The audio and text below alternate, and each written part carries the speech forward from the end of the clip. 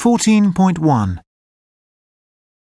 Is it right that you've moved on from top-down staff appraisals to what you call 360-degree appraisals?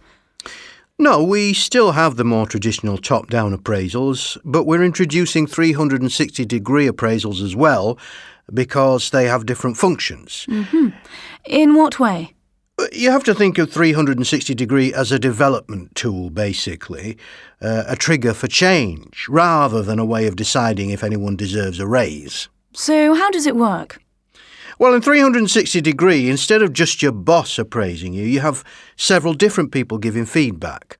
So, we hand out a feedback form to everyone you come into contact with. Your manager, your colleagues, people on your team, your customers, contractors, suppliers. Obviously, it depends on the type of job and the organisation, but we try to involve as many different people as possible. And with this kind of peer rating, you end up with a more complete picture of how someone is doing in their job. And what do you ask them?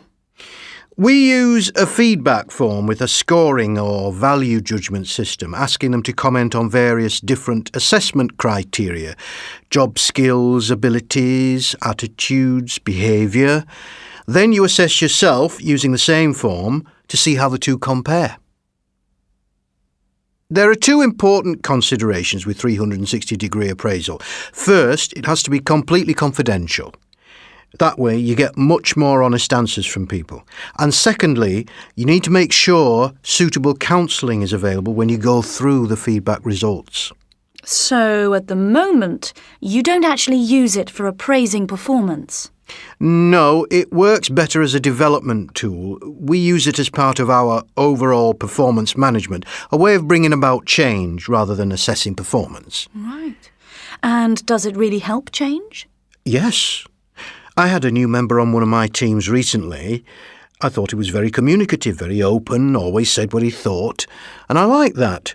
But when we did a 360-degree appraisal, the staff feedback was all negative, and he came over as domineering and forceful.